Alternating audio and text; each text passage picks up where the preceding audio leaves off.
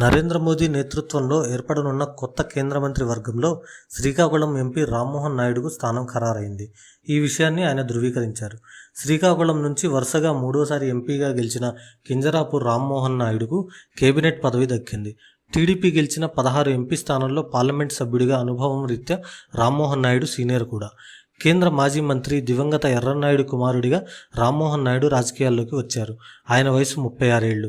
Yerrannaidu 2012లో road ప్రమాదంలో మరణించడంతో రాజకీయాల్లోకి వచ్చిన రామ్మోహన్ నాయుడు 2014, 2019, 2024 ఎన్నికల్లో శ్రీకాకుళం నుంచి ఎంపీ అభ్యర్థిగా పోటీ చేసి 3 సార్లు గెలిచారు. ఎర్రన్నాయుడు వరుసగా 4 సార్లు ఒకే పార్టీ నుంచి ఒకే పార్లమెంట్ స్థానానికి పోటీ చేసి గెలిచారు. రామ్మోహన్ కూడా ఇదే వారసత్వాన్ని కొనసాగిస్తున్నారు. టీడీపీ తరపున శ్రీకాకుళం నియోజకవర్గం నుంచి వరుసగా 3 సార్లు ఆయన గెలుపొందారు. ఈ 3 సార్లు వైసీపీ నేతలపైనే ఆయన గెలిచారు. 2014లో రెడ్డి శాంతిపై, 2019లో దువ్వాడ శ్రీనివాస్పై, 2024లో పేరాడ తిలక్పై గెలిచారు. ఈసారి 3,27,000 ఓట్ల మెజారిటీని అందుకున్నారు. కేంద్ర మంత్రి కింజరాపు ఎర్రన్నాయుడు విజయకుమారి దంపతులకు శ్రీకాకుళం జిల్లా నిమ్మాడలో 1987 డిసెంబర్ 18న రామ్మోహన్ నాయుడు జన్మించారు. ఎర్రన్నాయుడు టీడీపీలో కీలక నేతగా, ఉత్తరాంధ్ర గళాన్ని ఢిల్లీలో బలంగా వినిపించిన నాయకుడిగా ఎంతో పేరు పొందారు. ఇదే వారసత్వాన్ని ప్రస్తుతం రామ్మోహన్ నాయుడు కొనసాగిస్తున్నారనే పేరు పొందారు. రామ్మోహన్ నాయుడు 1 నుంచి 3వ తరగతి వరకు శ్రీకాకుళంలోని గురజాడ ఎడ్యుకేషనల్ సొసైటీ హాస్టల్లో ఉంటూ చదువుకున్నారు. 1994లో ఎర్రన్నాయుడు ఉమ్మడి ఆంధ్రప్రదేశ్లో తెలుగుదేశం పార్టీ చీఫ్ విప్గా ఎన్నికయ్యారు. దీంతో ఆయన తన కుటుంబాన్ని శ్రీకాకుళం నుంచి హైదరాబాద్కు మార్చారు. దీంతో రామ్మోహన్ నాయుడు హైదరాబాద్లోని భారతీయ విద్యాభవన్లో 4, 5వ తరగతి చదివారు. 1996 ఎన్నికల్లో లోక్సభ సభ్యుడిగా ఎర్రన్నాయుడు గెలుపొందారు. అలాగే కేంద్ర మంత్రిగా కూడా అవకాశం రావడంతో హైదరాబాద్ నుంచి ఢిల్లీకి మకాం మార్చారు. దీంతో రామ్మోహన్ నాయుడు 6వ తరగతి నుంచి ఇంటర్ వరకు ఢిల్లీలోని ఢిల్లీ పబ్లిక్ స్కూల్లో చదివారు. ఆ తర్వాత ఉన్నత చదువుల కోసం అమెరికా వెళ్ళి అక్కడ ఎలక్ట్రికల్ ఇంజనీరింగ్ పూర్తి చేసి ఆ తర్వాత ఎంబీఏ కూడా చేశారు. సింగపూర్లో 1 ఏడాది పాటు ఉద్యోగం చేశారు. ఆ తర్వాత ఢిల్లీకి వచ్చేశారు. ఎర్రన్నాయుడి మరణంతో 2012లో 26 ఏళ్ల వయసులో రామ్మోహన్ రాజకీయాల్లోకి అడుగుపెట్టాల్సి వచ్చింది. తన బాబాయి కింజరాపు అచ్చెన్నాయుడు ప్రోత్సాహంతో శ్రీకాకుళం ఎంపీగా 2014లో పోటీ చేసి తొలిసారి పార్లమెంట్లో అడుగుపెట్టారు. కేంద్ర ప్రభుత్వాల్లో 1952 నుంచే శ్రీకాకుళం జిల్లాకు ప్రాధాన్యత ఉంది.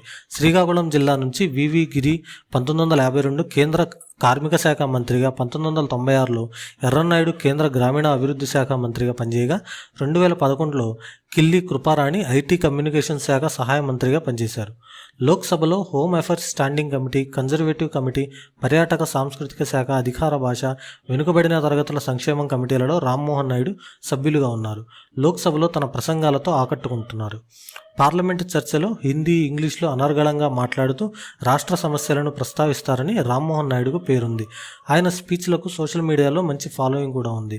ఉత్తరాంధ్ర అభివృద్ధికి అవసరమైన అంశాలపై రామ్మోహన్ నాయుడు పార్లమెంట్లో చేసిన ప్రసంగాలు ఆయనకు ఎంతో పేరు తెచ్చాయి. 2019 ఎన్నికలకు ముందు ఎన్డీఏ నుంచి టీడీపీ బయటకు వచ్చిన తర్వాత లోక్సభలో ఏపీకి ప్రత్యేక హోదా సహా విభజన హామీలపై ఆయన మాట్లాడారు. ప్రత్యేక హోదా, విశాఖ రైల్వే జోన్, విభజన హామీలను నెరవేర్చాలంటూ టీడీపీ ఆధ్వర్యంలో పార్లమెంట్ ఆవరణలో నిరసనలు చేశారు.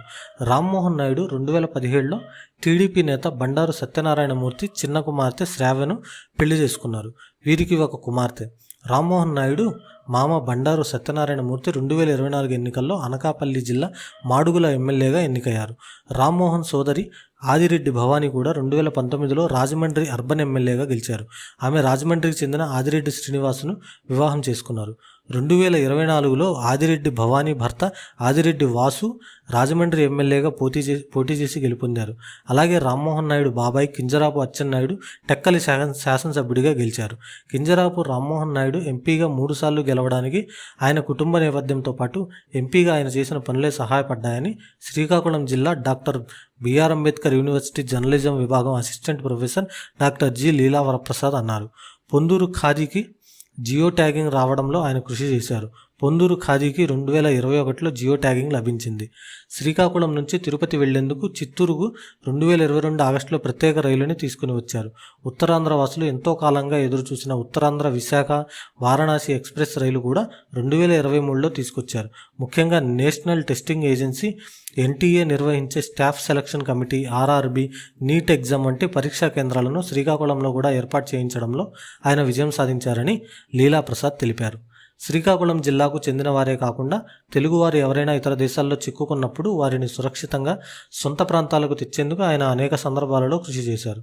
విదేశీ వ్యవహారాల శాఖ మంత్రిని కలిసి బాధితులను వీలైనంత వేగంగా స్వదేశానికి రప్పించేలా చొరవ చూపేవారు. ఇటీవల కిర్గిస్తాన్లో తెలుగు విద్యార్థులు ఇబ్బందులు ఎదుర్కొన్నప్పుడు కూడా రామ్మోహన్ నాయుడు విదేశీ వ్యవహారాల మంత్రి జయశంకర్తో మాట్లాడి తెలుగు విద్యార్థులు సురక్షితంగా ఉండేలా చూశారు. అంతకుముందు ఆఫ్రికా దేశాల్లో శ్రీకాకుళం జిల్లాకు చెందిన వారు ఇబ్బందులు పడినప్పుడు కూడా ఆయన ఆదుకున్నారు. శ్రీకాకుళం జిల్లా ప్రజలు సుదీర్ఘకాలంగా ఎదుర్కొంటున్న కొన్ని సమస్యలను పరిష్కరించలేదనే విమర్శలు కూడా రామ్మోహన్ నాయుడుపై ఉన్నాయి. ఉద్దానం ప్రాంత రైతులు ఎంతో ఆశగా ఎదురుచూస్తున్న కొబ్బరి బోర్డును రామ్మోహన్ నాయుడు తీసుకురాలేకపోయారు. అలాగే శ్రీకాకుళం జిల్లాలోని యువత ఉపాధి కోసం వేరే రాష్ట్రాలకు, విదేశాలకు వెళ్తుంటారు. ఈ వలసలను నిలువరించలేకపోయారు. అలాగే జిల్లాలోని మత్స్యకారులు ప్రాణాలకు తెగించి బంగ్లాదేశ్, పాకిస్తాన్ సరిహద్దుల వరకు చేపల వేటకు వెళ్లారు. ఉత్తరాంధ్ర తీరంలో జెట్టీలు నిర్మాణం చేసి ఈ సమస్యకు పరిష్కారం చూపవచ్చు. కానీ అందుకు ఎంపీ రామ్మోహన్ నాయుడు పెద్దగా కృషి చేసినట్లు కనిపించదు. నిజానికి ఆయన పెద్దగా హామీలు ఇవ్వరు, పార్టీ హామీలనే ప్రచారం చేస్తారు. కాబట్టి ఆయన హామీలు ఇచ్చింది తక్కువే, నెరవేర్చింది తక్కువే అని చెప్పాలి అని రాజకీయ విశ్లేషకులు ఏ శివప్రసాద్ అన్నారు.